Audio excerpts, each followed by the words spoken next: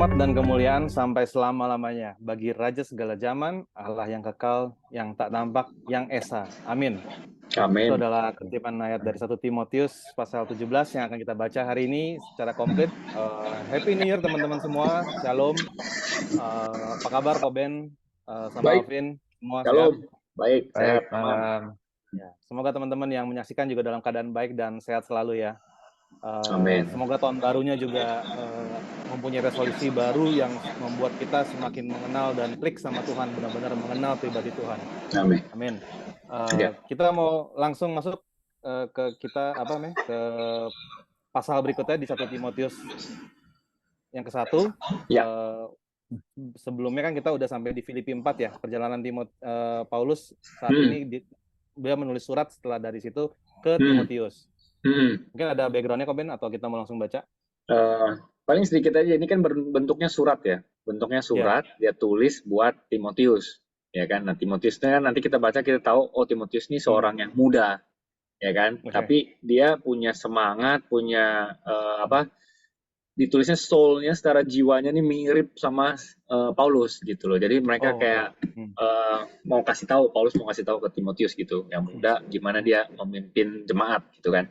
Jadi sebenarnya ini surat pastoral gitu loh, ya kan? Epistle yang ditulis ke Timotius gitu. Nanti kita baca berikutnya yang nanti 2 Timotius itu sebenarnya surat terakhir yang ditulis sama Paulus. Yang di 2 Timotius nanti ya. Tapi kita mulai dulu dari 1 Timotius 1 ini. Nanti kita baca surat ini ditujukan kepada specifically Timotius untuk dia bagaimana memimpin jemaatnya gitu ya. Gua baca dulu, nanti kalian yang ini ya respons ya. Oke.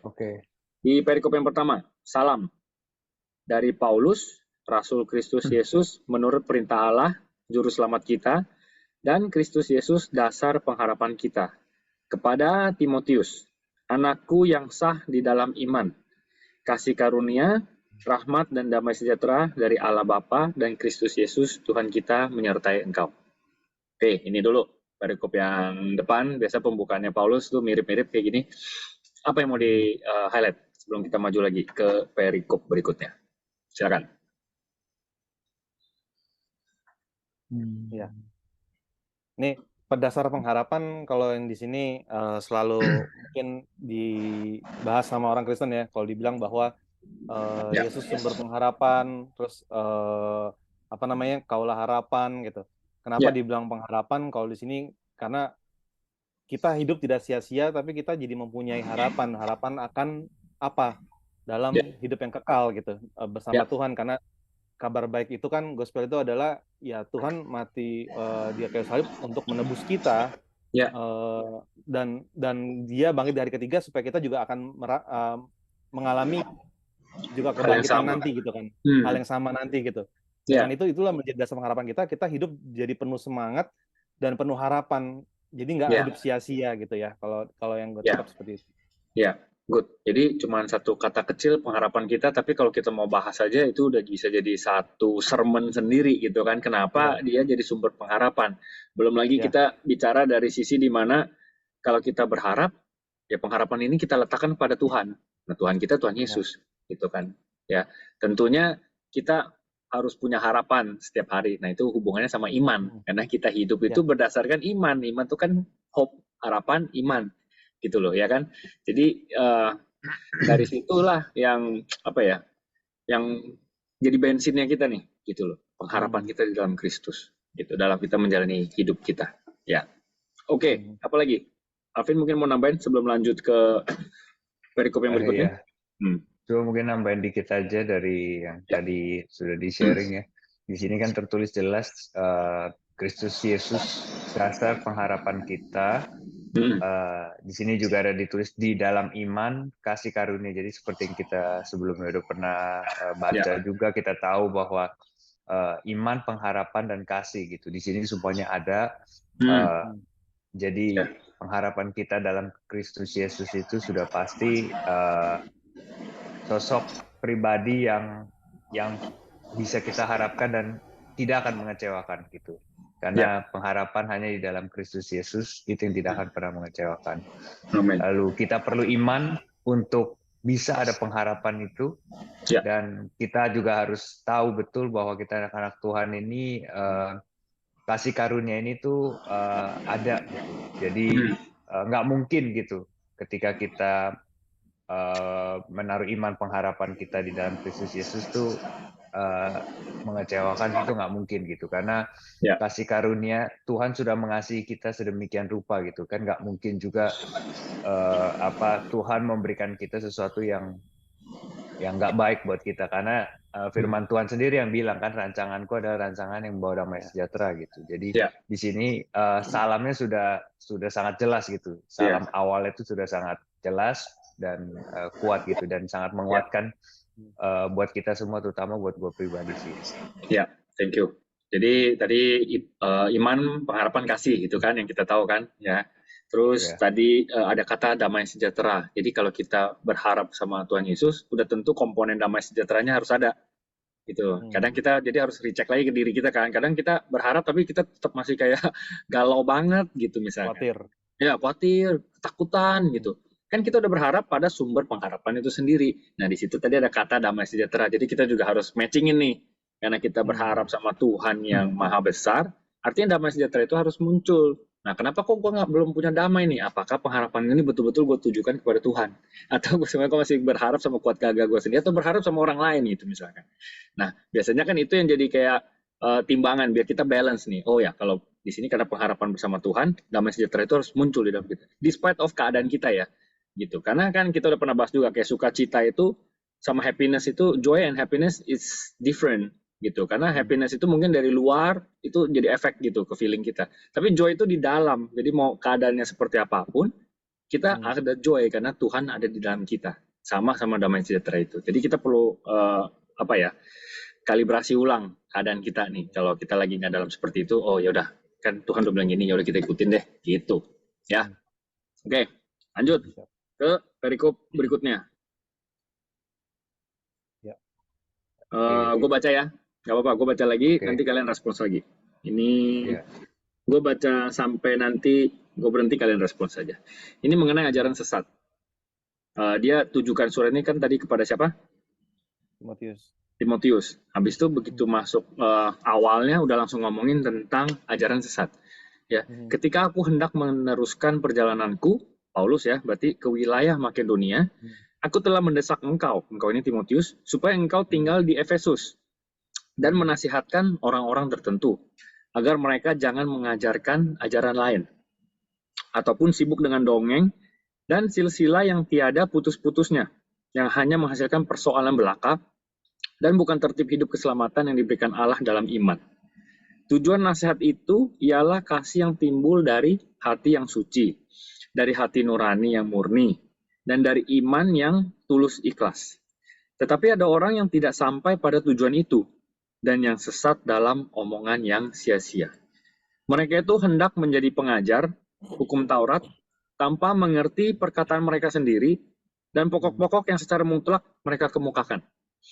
Kita tahu bahwa hukum Taurat itu baik kalau tepat digunakan, yakni dengan keinsafan bahwa hukum Taurat itu bukanlah bagi orang yang benar, melainkan bagi orang durhaka dan orang lalim, bagi orang fasik, bagi orang berdosa, bagi orang duniawi, dan yang tak beragama, bagi pembunuh bapa, pembunuh ibu, bagi pembunuh pada umumnya, bagi orang cabul dan pemburit, bagi penculik, bagi pendusta, bagi orang makan sumpah, dan seterusnya segala sesuatu yang bertentangan dengan ajaran sehat, yang berdasarkan Injil dari Allah mulia dan maha bahagia, seperti yang telah dipercayakan kepada. Oke. Yang mana nih yang mau kita bahas dulu? Silakan. Dari Alvin atau gue dulu? Ya, gue sebentar. Ini ada highlight tadi di sini yang kelima. Tujuan nasihat itu ialah kasih yang timbul dari hati yang suci, dari hati nurani yang murni, dan dari iman yang tulus ikhlas. Nah, ini mungkin reminder juga dari ini bacaan ini ya, reminder buat diri gue sendiri juga bahwa kalau di sini sudah tertulis jelas gitu, dipesenin gitu sama ini ya, bahwa kalau kita memberi nasihat itu tuh harus dengan kasih yang timbul dari hati yang suci gitu. Hati nurani yang murni dan iman yang tulus ikhlas. Jadi ketika kita memberi nasihat itu tuh sesuatu yang memang tulus, bukan memang ada maksud-maksud tertentu atau apapun itu gitu. Jadi ini penting sekali gitu karena firman Tuhan sendiri yang bilang seperti ini gitu. Jadi berikutnya juga ada, tetapi ada orang yang tidak sampai pada tujuan itu yang sesat dalam omongan yang sia-sia. Jadi di sini juga udah ada juga jawabannya gitu. Kalau kita menyampaikan sesuatu, memberi nasihat sesuatu yang tidak dari kasih yang timbul dari hati yang suci, nah di situ akan terlihat gitu. Jadi akan jadi sesat dan jadi sia-sia gitu loh. Jadi di sini penting banget buat teman-teman kita di sini yang mungkin kalau kita mau menyampaikan sesuatu atau memberi masukan atau memberi nasihat gitu, penting buat kita untuk minta hikmat atau lebih bijak gitu. Ya itu aja sih mungkin yang gue highlight ya tadi ya. Oke, timbul dari hati yang suci, dari hati nurani yang murni, dan dari iman yang tulus ikhlas. Ya kan, berarti pastikan motivasinya benar. Benarnya itu berarti sesuai kebenaran firman Tuhan, bukan definisi benar sendiri, gitu kan? Oke, good. Dari San? Dari gue paling ada suatu kata yang sebenarnya cukup jelas di sini, tapi kayak di terjemahan dikabur gitu ya, dikaburkan istilahnya itu pemburit. Mungkin banyak yang nggak tahu dan kalau baca tuh sekilasnya aja gitu. Jadi gue di sini tertarik dengan kata pemburit ini, baca di versi TSI-nya tuh dibilang di sini adalah yang menyukai sesama jenis. Nah, kalau dari bahasa aslinya dicari lagi itu arti dari arsenokoites. Kalau bahasa Inggrisnya di udah cari ya San ya, berarti ya di Blue Letter Bible ya, oke. Ya, kalau di New King James Version langsung ngomong homosexuals gitu kan. Nah di sini jadi ya dibilang di sini itu adalah pemburit. Nah pemburit ini ya ini jelas ya, mungkin kalau ada teman-teman yang sedang yang menyaksikan yang sedang mencari jawaban gitu, di sini jelas dilarang oleh Alkitab, oleh Tuhan sendiri gitu. Karena firman ini kan semua ditulis dari nafas Tuhan gitu. Jadi ini udah kata-kata dari Tuhan bahwa hal ini tidak benar, dan itu pun juga keluar ada di 1 Korintus 6 ayat yang ke-9. Paulus pernah bilang, atau tidak tahukah kamu bahwa orang-orang yang tidak adil tidak akan mendapat bagian dalam kerajaan Allah? Janganlah sesat orang cabul, penyembah berhala, orang berzina, banci, orang pemburit, pencuri, ayat 10-nya, orang kikir, pemabuk, pemfitnah, dan penipu tidak akan mendapat bagian dalam kerajaan Allah. Amin. Ini 2 kali disebutkan ya. Maksudnya ya tujuan kita dan harapan kita tadi adalah kita masuk dalam kerajaan Allah itu kan. Kita selamat, kita diselamatkan. Tapi ya di sini disebutkan yang orang-orang yang tadi disebutkan itu adalah orang-orang yang tidak masuk dalam kerajaan Allah itu sendiri gitu kan. Dengan jelas dibilang, ya dengan jelas gitu. Jadi teman-teman yang masih mencari jawaban, masih yang berkompromi, mungkin di sini kalau menyaksikan ini adalah sebuah konfirmasi bahwa Tuhan ingin bahwa kita tuh selamat kembali ke jalan yang benar. Ya, oke.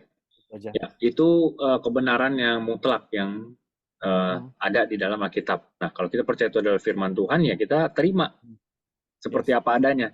Ya kan, kita sering bahas bahwa kita nggak bisa mempertanyakan kebenaran, ya kan? Karena kebenaran itu adalah jawabannya. Ya kan, jawabannya udah kayak gitu. Nah, sekarang kalau kita lihat, memang dunia ini memposisikannya seakan-akan itu nggak apa-apa, karena dalam nama kasih, in the name of love. Permasalahannya, kata yang sama yang digunakan, mungkin definisinya berbeda. Benar ya? Dia sama-sama pakai love gitu. Tapi love-nya itu, definisinya love-nya dia apa? Dunia ya, maksudnya dia itu tanda kutip itu dunia. Terus kalau love-nya berdasarkan Tuhan, berdasarkan Alkitab apa? Gitu. Nah di situ kalau misalkan berbeda, ya berarti cuma karena pakai kata yang sama doang, orang definisinya beda. Gitu. Jadi kita harus hati-hati. Makanya kalau itu kita balik lagi ke atas tadi, di mana ajaran sesat, ya kan, itu kan jadi masuk tuh menasihatkan orang-orang tertua agar mereka jangan mengajarkan ajaran lain. Ya, itu di ayat 3. Kan dia bilang gitu kan, supaya engkau tinggal di Efesus dan menasehatkan orang-orang tertentu agar mereka jangan mengajarkan ajaran lain. Berarti kan ikutin dong apa yang ada di sini gitu. Kalau di luar yang ini, oh itu ajaran yang lain artinya. Nah, ajaran yang lain ini yang kita mesti hati-hati karena di atas itu perikop itu mengenai ajaran sesat. Gitu. Nah, di akhir-akhir zaman ini kita akan ngelihat banyak nanti, ya kan? Yang pendetanya seperti apa, ya kan? Di Amerika sih udah banyak gitu muncul, ya kan? Yang LGBTQ jadi pendeta itu sudah sampai sebegitu. Tapi itu pun sudah tertulis di dalam Alkitab bahwa nanti akan datang masanya di akhir zaman itu banyak falling away, murtad, itu seperti itu kan? Gitu. Nah itu kira-kira tadi yang disampaikan Irsan, gue cuma nambahin lagi aja sedikit, ya kan, tentang mengajarkan ajaran lain. Lalu kita mau bahas lagi tentang maksudnya ajaran lainnya apa, gitu. Ya, kalau kita baca dulu, kita pernah baca di Matius gitu. Kita bahas tentang Yudas Iskariot misalnya, ya kan. Terus Yudas Iskariot tuh setiap kali kalau manggil Tuhan Yesus tuh bukan Adonai, bukan Lord, bukan Tuhan. Dia manggilnya selalu ya Rabi, artinya guru. Nah, kalau kita cari di tulisan Matius tuh selalu kebanyakan dia panggil guru. Nah, dari situ, oh, kalau ada orang yang ajarannya beda, maksudnya apa nih? Kalau kita tahu Yesus itu Tuhan buat kita, Adonai, Lord, gitu kan. Tinggal kita lihat aja nih, dia define Yesus itu apa. Gitu. Kalau di mata dia cuman manusia biasa, cuman seorang motivator, cuman kalau dia cuman nungguin mukjizat aja, ya kan, atau penyembuhan aja, tapi untuk tertentu doang nih dalam hidup dia, ya kan, ada kemungkinan dia nggak percaya nih Yesus adalah Tuhan, karena kalau Tuhan berarti segalanya buat dia. Gitu. Nah, jadi ada ajaran-ajaran yang seperti itu yang kita perlu perhatikan, gitu. Jesus yang mana nih yang sedang dibahas? Apakah Jesus versi yang di Alkitab atau Jesus yang versi buatan sendiri? Jesus yang seakan-akan baik tapi belum tentu benar. Nah, makanya kalau kita udah sambungin ke akhir zaman lagi, Matius 24 bilang di akhir zaman nanti akan muncul mesias-mesias palsu itu. Yang bawanya nama Yesus, tapi ini Yesus yang definisi dunia, Pak, Yesus yang definisi di Alkitab. Gitu. Jadi itu tadi, jangan mengajarkan ajaran yang lain. Kira-kira seperti itu. Itu baru sedikit yang kita bahas. Kita lanjut dulu aja. Ya, siapa tahu nanti kita bisa balik lagi ke situ. Tadi sampai di 11. Ya. Lanjut, ucapan syukur. Misalnya, gua baca.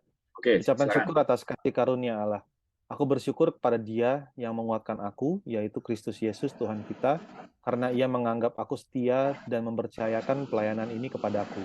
Aku yang tadinya seorang penghujat dan seorang penganiaya dan seorang ganas, tetapi aku telah dikasihaninya, karena semuanya itu telah dikulakukan tanpa pengetahuan, yaitu di luar iman. Malah kasih karunia Tuhan kita itu telah dikaruniakan dengan limpahnya kepadaku, dengan iman dan kasih dalam Kristus Yesus. Perkataan ini benar dan terima sepenuhnya. Kristus Yesus datang ke dunia untuk menyelamatkan orang berdosa. Dan di antara mereka akulah yang paling berdosa. Tetapi justru karena itu aku dikasihani, agar dalam diriku ini, sebagai orang yang paling berdosa, Yesus Kristus menunjukkan seluruh kesabarannya. Dengan demikian aku menjadi contoh bagi mereka yang kemudian percaya kepadanya dan mendapat hidup yang kekal. Hormat dan kemuliaan sampai selama-lamanya bagi Raja segala zaman, Allah yang kekal, yang tak tampak, yang esa. Amin. Amin. Nah, ini dia nih. Ini intinya dari yang tadi yang semua dijelaskan. Dari ajaran sesat, dari orang-orang yang tadi dia sebutin, kategori-kategori yang akhirnya salah satu yang kita baca ada pembunuh, apa segala macam itu ya. Di perikop ini, apa yang kalian dapat dari tulisannya Paulus? Tentang apa perikop ini? Kalau dari gue di sini yang gue dapat dari bacaan ini bahwa ya ini di judulnya ya, ucapan syukur atas kasih karunia Allah. Jadi hanya kasih karunia Allah lah yang kita ini tuh bisa diselamatkan. Itu yang pertama. Yang kedua, di sini tertulis gitu. Dan tadi yang ada tulis ya, aku yang tadinya seorang penghujat, seorang penganiaya, dan seorang ganas, tetapi aku telah dikasihaninya, karena semuanya itu telah dikulakukan tanpa pengetahuan, yaitu di luar iman. Jadi Tuhan itu tuh tahu gitu, dan Dia sangat mengasihi kita gitu. Sekalipun Dia tahu kita telah melakukan kesalahan, melakukan dosa gitu. Jadi di sini juga tertulis. Jadi pengampunan itu ada, dan di sini juga Tuhan mau kasih kita belajar dan lihat bahwa pengampunan itu ada, dan juga untuk orang kita semua manusia berdosa, dan jadi buat kita yang mungkin kadang merasa, aduh kayaknya gue udah melakukan kesalahan, gue udah melakukan dosa gini, kayaknya gue udah mungkin nggak layak, atau mungkin apakah gue bisa kembali lebih baik gitu. Orang bilang come back stronger gitu. Tentunya sangat bisa, karena di sini tertulis jelas kasih karunia Allah cukup untuk kita. Karena di sini tertulis gitu. Malah kasih karunia Tuhan kita itu telah dikaruniakan dengan limpahnya kepadaku dengan iman dan kasih dalam Kristus Yesus. Nah ini jadi di sini juga saya lanjut ya. Kristus Yesus datang ke dunia untuk menyelamatkan orang berdosa.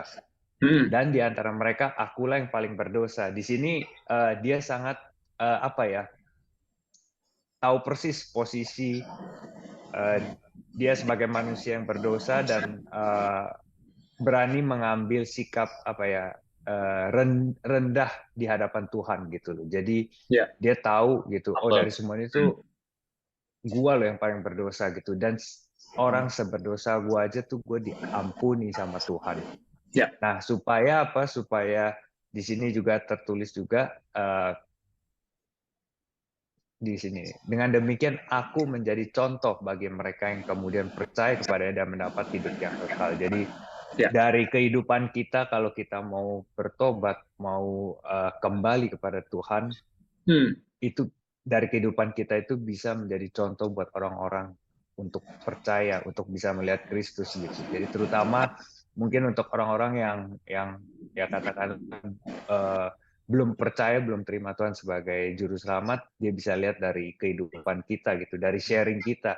Bahkan justru dari sharing-sharing kita inilah orang mengenal gitu, oh ternyata Tuhan ini tuh bukan soal berkat loh, tapi Tuhan ada di sisi kasih karunia, Tuhan ada pengampunan, Tuhan ada mengasihi, macam-macam. Jadi nggak cuma soal berkat gitu. Jadi orang lihat, terutama orang yang belum percaya Tuhan gitu, dia akan lihat, oh ternyata sosok pribadi Kristus itu seperti ini gitu. Jadi melalui sharing-sharing kita lah, justru banyak orang itu bisa terbuka pintu hatinya gitu. Itu mungkin dari gue ya.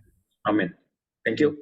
Oke, San, lanjutin. Ya, paling ada beberapa poin yang gue dapat di sini.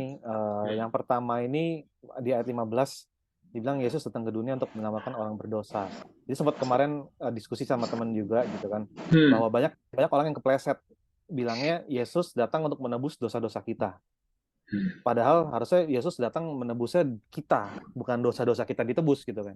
Jadi ya sebenarnya itu permainan kata doang sih. Jadi kayak tapi maknanya bisa jadi salah gitu, karena kesannya kita buat kesalahan itu yang ditebus dibayar sama Tuhan gitu. Tapi sebenarnya kita yang ditebus, diri kita yang ditebus ini. Kita yang terus berbuat salah, kitanya yang ditebus oleh Tuhan, dibayar oleh Tuhan. Bukan dosanya yang dibayar. Gue ngerti poinnya. Oke, lanjut dulu. Nah, terus apalagi yang berikutnya itu dibilang di ayat 16 ini ada Yesus Kristus menunjukkan seluruh kesabarannya. Jadi bukan berarti kita misalnya kayak berbuat dosa terus kayak Tuhan bebek aja kayaknya nggak hukum-hukum gua gitu. Justru ini Tuhan masih nunjukin kesabarannya gitu. Bukannya ya lu cepat dipanggil malah dipanggil lagi buat dosa ya masuk neraka gitu. Tapi Tuhan ngasih waktu terus buat kita bertobat sebenarnya gitu. Terus yang berikutnya terakhir itu di ayat 13 tadi naik ke atas lagi dibilang karena semuanya itu telah kulakukan tanpa pengetahuan di luar iman. Jadi saat Paulus di sini menjadi yang penganiaya pengikut Kristus, dia imannya iman yang salah mungkin ya, dengan menyiksa orang, dengan membunuh orang, dia merasa dia sudah melakukan hal yang benar. Padahal dibilang di sini ya itu di luar iman sebenarnya. Nah, di ayat berikutnya malah kasih karunia Tuhan kita itu telah dikaruniakan dengan limpah kepadaku dengan iman dan kasih dalam Kristus Yesus. Jadi Ya, ada jadi kalau dibalik ini dengan iman dan kasih dalam Kristus Yesus kita mendapatkan kasih karunia itu dengan limpahnya gitu. Jadi ya, dengan kita beriman dulu dan kita dalam kasih Kristus Yesus kita baru dikaruniakan dengan melimpahnya ya, oleh kasih karunia itu. Kalau yang gue tangkap seperti itu. Mungkin ya, ada tambahan ya, Pak? ya. Thank you. Itu udah bagus banget. Jadi itu tadi ada iman sama kasih dalam Kristus Yesus yang lu sambung ke malah kasih karunia Tuhan itu telah dikaruniakan dengan limpahnya kepadaku gitu kan tadi kan. Gitu. Nah, Gitu. yang paling penting tadi yang di depan sebenarnya yang kata-kata yang lu bilang permainan kata-kata doang, tapi gue dapet nih nangkep intinya. Intinya kalau kita baca di sini, oke, kita tarik mundur dulu. Paulus itu kita harus tahu dulu dia ini siapa, ya kan? Kenapa dia ngomong kayak gini? Emang kenapa sih dia sampai tulisannya kayak gini? Nah, kalau kita baca Alkitab kita tahu Paulus itu tadinya orang yang menganiaya orang-orang Kristen, ya kan? Semuanya dikejar sama dia, mau dibunuh, mau dibantai satu-satu sama dia, ya kan? Makanya dia ngejar terus tuh, hajar sampai perjalanan dia mau ke Damaskus itu dia mengalami perjumpaan sama Tuhan sendiri langsung di saat itu yang dia jadi buta itu, ya kan? Nah, di saat itulah itu yang dimaksud sama dia itu. Dia menerima kasih karunia itu karena dia tahu dia tuh orang yang berdosa itu, makanya dia bilang aku yang paling berdosa, ya kan? Karena terus kalau kita baca Alkitab lagi jadi nyambung, orang yang ngutangnya banyak diampuni ngutangnya, dia akan merasa ya ini utangku udah segede banyak ini semuanya diampuni sama Tuhan, ya kan? Makanya dia bilang aku yang paling berdosa karena dia tahu apa yang dia lakukan, ya. Jadi setelah dia menerima kasih karunia itu tentunya dengan iman tadi kan yang lu baca kan, yang ayat 14 kan, dengan iman dan kasih dalam Kristus Yesus. Jadi itu workingnya hand in hand, berbarengan semuanya. Karena beriman, karena percaya sama Tuhan Yesus, ya kan? Terus juga kita diselamatkan, tahu kita diselamatkan karena kasih karunia. Sudah pasti setelah itu perbuatannya itu mengikuti. Jadi enggak lagi berbuat dosa. Nah, kalau tadi yang nyambung yang tadi yang kata-kata lusan yang di depan, kayak seakan-akan Tuhan datang untuk menebus dosa kita. Jadi setiap kali kita dosa, Tuhan udah tebus. Terus kita lagi dosa lagi, ntar Tuhan tebus lagi. Jadi santai aja, kita dosa aja terus, karena Tuhan nanti kan tebus. Nah, itu konsep yang salah dong kalau kayak gitu. Ya kan? Yang tadi yang lu bilang. Nah, sedangkan kalau kita baca di sini, yang kita naik lagi ke atas, Paulus kan ngomongnya ini, di ayat 13. Aku yang apa? Tadinya. Ya, tadinya. Berarti sekarang masih enggak? Enggak. Ya kan? Artinya ada pertobatan di situ. Kenapa dia bisa melakukan pertobatan? Ya karena dia udah mengalami kasih karunia Tuhan. Kalau kasih karunia Tuhan benar-benar tahu, dia sadar, gue ini tuh dosa banget. Kalau gue nggak dapat kasih karunia, gue nggak mungkin bisa ketolong. Nah karena gue udah dapat kasih karunia dari Tuhan, gue tahu kasih karunia Tuhan itu memang free, tapi nggak murah. Karena dia bayar di kayu salib.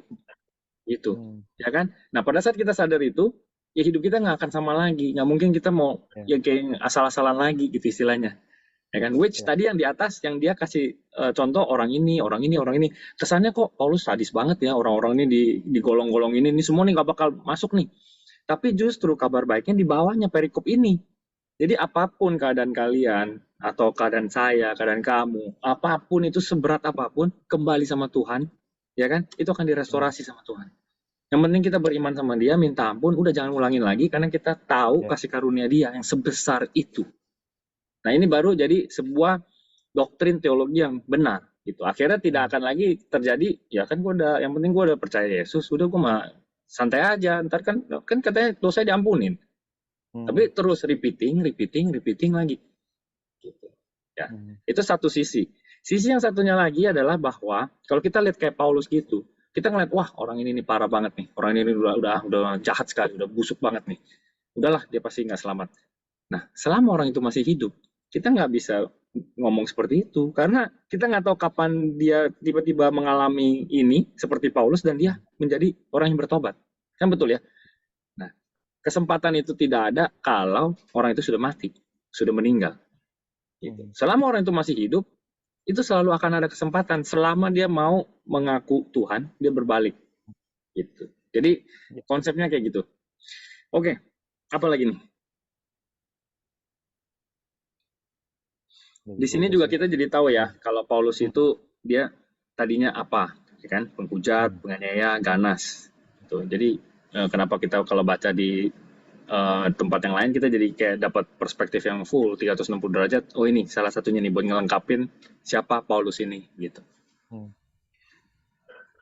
Oke. Terakhir ya. Ini tinggal 9 menit. Perikop terakhir. Gue baca lagi. Nanti kalian respons lagi. Oke, ini tugas Timotius. Tugas ini kuberikan kepadamu Timotius, anakku, sesuai dengan apa yang telah dinubuatkan tentang dirimu, supaya dikuatkan oleh nubuat itu, engkau memperjuangkan perjuangan yang baik, dengan iman dan hati nurani yang murni. Ya. Beberapa orang telah menolak hati nuraninya yang murni itu, dan karena itu kandaslah iman mereka. Di antaranya Himenius dan Alexander, yang telah kuserahkan kepada iblis supaya jerah mereka menghujat. Ya, jadi dia kasih tahu ke Timotius seperti itu. Ya, apa yang kita mau highlight nih sebelum kita tutup? Dari perikop ini ada satu yang ayat 19 ya, tapi gue suka di terjemahan TSI, terjemahan sederhana Indonesia. Di sini tertulis, tetaplah percaya penuh kepada ajaran yang benar dan jagalah supaya hati nuranimu tetap bersih, karena ada orang-orang yang sudah menolak untuk hidup sesuai tuntunan hati nurani mereka, sehingga mereka tidak lagi mampu percaya kepada ajaran yang benar, ajaran benar. Gitu. Nah di sini jelas banget. Jadi kita percaya kepada ajaran yang benar, di mana ya firman Tuhan itu sendiri. Gitu. Dan jaga juga supaya hati nurani kita tetap bersih. Gitu. Karena kalau ini nggak bisa, ya kita nggak akan bisa percaya dan melihat firman Tuhan itu dengan baik. Gitu. Kalau kita tidak bersih dari dalam. Gitu. Karena banyak di luar sana, di sini juga tertulis, karena ada orang-orang yang sudah menolak untuk hidup sesuai dengan tuntunan hati nurani mereka, sehingga mereka tidak mampu percaya kepada ajaran yang benar. Gitu. Jadi menjaga hati tetap bersih ini kunci ya. Mungkin ini yang gue highlight juga di Alkitab gue ya. Gitu. Jadi gue suka dengan terjemahan PSI ini sih. Itu aja dari gue. Ya, oke. Dari Irsan? Belum ada sih. Ya, oke. Jadi tadi penutupnya udah jelas ya tadi. Mungkin gue baca sekali lagi aja. Supaya dikuatkan oleh nubuat itu, engkau memperjuangkan perjuangan yang baik. Ya, perjuangan yang baik itu apa? Dengan iman dan dengan hati nurani yang murni. Ya, itu ngomongin tentang kita mau dengar-dengaran sama Roh Kudus, tentang kita punya motivasi yang benar, ya kan, nggak punya ada maunya apa. Gitu kan, gitu. Jadi yang kita lakukan itu benar-benar murni gitu loh. Memang karena aku mengasihi engkau, gitu loh. Itu aja, ya kan? Karena kan ujung-ujungnya karena kita mengasihi, makanya kita lakukan, ya. Terus di situ dia kasih contoh Himenius Alexander, ya. Di situ mereka udah menolak hatinya, hati nuraninya murni itu. Artinya motivasinya udah beda nih, gitu. Makanya ini juga buat teman-teman semua ya. Kita kan semua saling melayani, saling memberi, ya kan, saling belajar, besi menajamkan besi, manusia ini, ya kan, saling belajar. Jadi kita harus pastikan kita ini murni nih, gitu loh. Tujuan kita, motivasi kita, itu penting, ya. Karena pada saat itu menjadi tidak murni, menolak hatinya, berarti itu udah sama seperti kita sudah diserahkan kepada iblis. Kalau kita baca tulisannya si Rasul Paulus ini. Ya, gitu. Tapi tentunya selama orang masih hidup selalu ada kesempatan, makanya itu kasih karunia kan. Makanya kalau udah tahu miring, belok, cepet-cepet balik, putar balik. Ya itu bertobat yang tadi. Oke, itu aja. Thank you buat Irsan, buat Alvin waktunya.